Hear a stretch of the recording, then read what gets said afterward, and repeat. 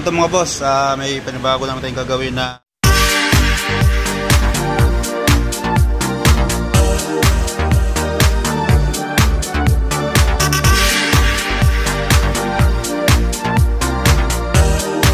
uh, 2020 na yung dioxin. So si sir last week na pumunta na sa akin to, no? Na-diagnose ko na siya.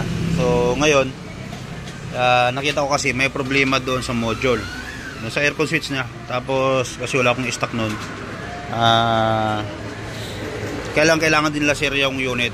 Yun, pumunta sila doon sa ibang manggagawa, pinagawa nila yung aircon. Ang problema ngayon, pag nag-on ka ng aircon, hindi ka agad lumamig. Tapos kapag lumamig siya, hanggang 50 lang yung takbo lalamig, pero pag 50 pataas nawawala. So kasi dati nga ang problema talaga nito itong module, kasi dami na rin pinanggalingan. Tapos ganun pa rin, ano? So na-scan ko na siya dati, ngayon i-scan ko naman ulit yung module kasi hindi nagkukuman, yung walang communication. So pero merong output sa fan. Ngayon ang ginawa nung aircon technician mga boss, ito pakita ko sa inyo, walang problema dito sa relay. Chinik ko lang yung relay, no? Naglagay sila ng additional na body ground. Ayan, no? Pakita ko sa inyo. So para ano, kasi ito kasi yung gagawin talaga ng iba para lang magkapera. Sepe mo 2020 model to, gumastos si sir dito ng ano 13,000, 15,000 nga daw to. Tapos natawaran lang kasi nagreklamo daw yung asawa niya, no? Bakit ganon? Pero ako kahit 3,000 hindi ko bayaran to yung ganitong gawa. Tingnan nyo naman. Ayan. So ito yung napaka ano, ayan, no? Wire connection. Tanggalin mo nga to, balatan mo. Sige, yan.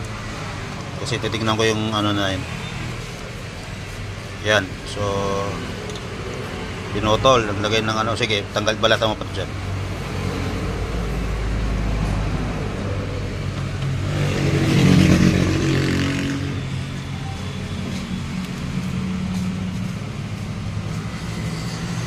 Baka baliktad yan. Hindi naman. Okay, sige. Ayan. Shout out kay Papsala, no? Siya yung nagbabaklas dyan, no? Oh. Kita nyo anong ginagawa mga boss. Masusurpresa kayo sa napakalupit nagawaan. Pakita ko sa inyo, napakalupit, napakahusay, napaka-legit.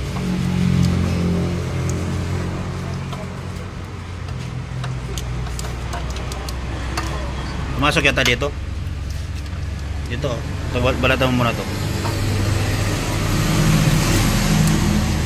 Sa baba. Saan yung connection niyan? Dito. Hindi, dito. Yung yan. Dito, ayan. Saan siya nakakonect sa loob din dito?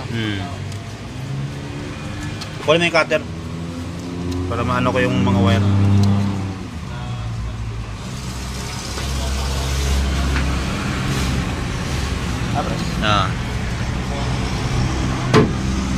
Kunti na mabagsakan tayo.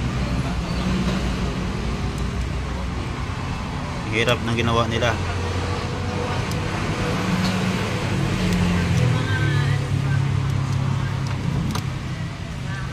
So yan mga boss, to ito ko lang. Dito sa ano? Ha? Hindi pa nilagay dito? Hindi, kasi nagawa sana ng panibagong linya eh. Yan, pinotol nila yan.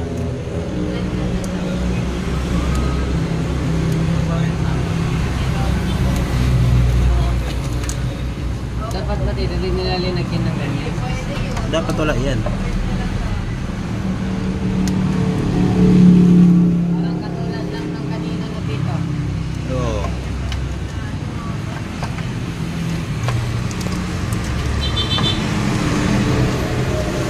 Ayan mga boss, ito tingnan nyo, pinagsama dito yung dalawa Ayan. Pinagsama dito yung dalawa. Pinagsama nila yung ECB at saka magnetic, no.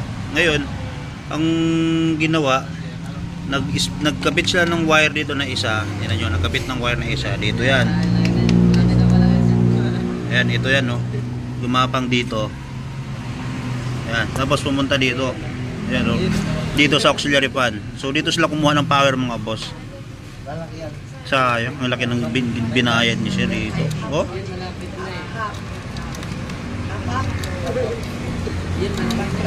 Oh. Kita mo? Ito yung binayaran ng 13,000. Ayan, sa ganyang problema. 30,000 na binayad nila. Paghiwalayin mo tong nakakabit dyan.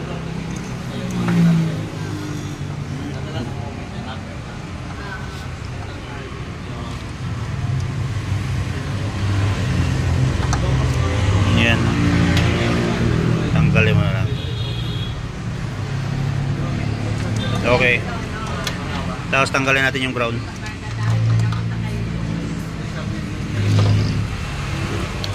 So, try natin ibalik sa original itong mga boss para makuha natin kung ano talaga yung Dahil cut mo muna. Putulin na lang muna. Ito kuya. Oo. Okay. So, ito yan. Yun. Okay, tumaya na muna. So, ito mga boss. So, ito mga boss, troubleshoot ko naman para ma-check natin. Ano sir, daming sir eh. Yan, dito sila nagkabit sir oh. Oh, yan. Yan yung binayaran mo ng 13,000 para dyan. So, wiring lang na yan. So, troubleshoot ko muna. Ay mga boss, so naibalik ko na dito nakita natin problema. Balik na lahat sa original yan na connection. Pero yung naiwan dito, yung binalatan nila, hindi ko pa yan na lagyan ng electrical tape So dyan muna ngayon, dito tayo sa loob. Kawawa, sana sabi ko kay sir na sana sa akin na lang niya binigay yung yung 13,000 niya. So ito sir, magkaalaman tayo, di ba kanina hindi gumana to? Sana ba yun? Di ba hindi gumana kanina yan? Oo. Naka-off. Naka-off. So titingnan natin kung gumana na. Naka-off. Ayan. Oh, di ba? Oh. Goodbye hilaw lamig. Lamig. Kahit na anong gawin mong takbo-takbo dito, hindi na mawawala yan. Oh. Yan yung lamig mo. Tingnan mo kung ganyan yung lamig mo kanina. Hindi ganyan. Hindi pa tumatakbo yan. Hindi pa. Kaya sa pumorita, hindi ganyan.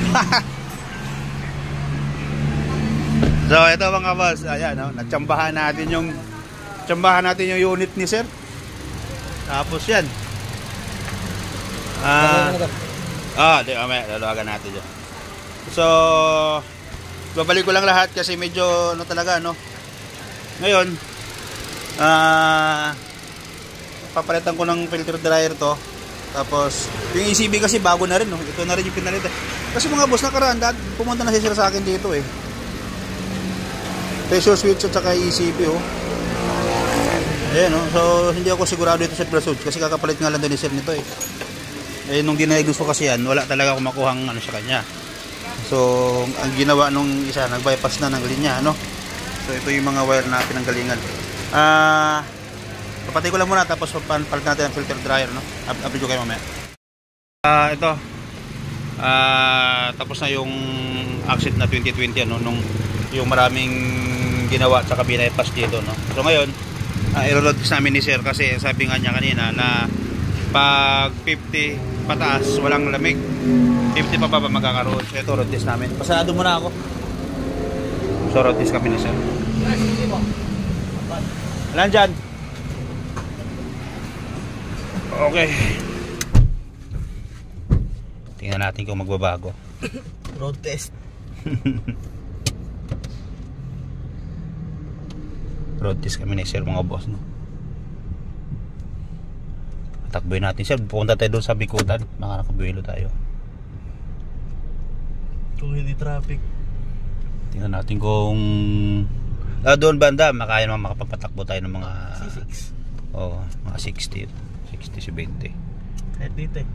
Ayan, pasok naman dito pag ano. Mga boss, ayan, titingnan namin, ano? 20. Kung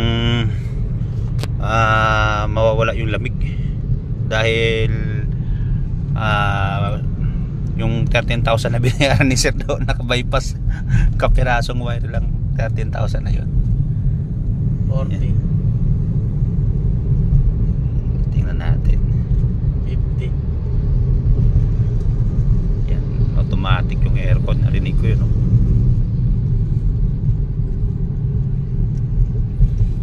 May i-adjust ko pa yung thermostat natin kasi automatic siya kanina. So mga boss, road test na kami ni sir, ano? Dahil lang tayo sa ano. Yung pagbaba doon ng tulay sir, para makita lang natin yung ano, at least sumobra natin ng 50. Oo. Okay. So ito na, nakarating na kami dito sa shop, ano? Na-adjust ko yung thermostat kasi nga tinitingnan ko yung automatic. So okay na, malamig na, napatakbo na namin ni sir ng 80. Hindi na nawawala. So ang problema niya kasi dati sa 50 pataas nagkakaroon na ng amoy, no? So hanggat hindi siya hihinto or bumaba sa 50, hindi lalamig. So yun ang problema niya. Tapos magkaroon ng lamig pero hindi siya katulad daw nito na lamig talaga. So nasolve natin mga boss. Kita niyo naman na marami nakabypass, no? Tapos ginapitin ko rin ng busina, nagkapitin ako ng alarm sa kanya. Ayan. So nagkabit na ako nagawa ko na yung aircon, nagkabit na ako ng busina, nagkabit na ako ng alarm, pero wala pang 13,000 inabot mga boss. So 6 plus lang ang inabot sa atin, ano. So nakatipid siya sir kaysa doon sa 13,000 na bypass lang ng wiring, wala naman nangyari. Okay. So kung may katanungan kayo mga boss, tawag kayo sa number na nandiyan sa screen, hindi kayo message kayo sa page. Yun lang, thank you.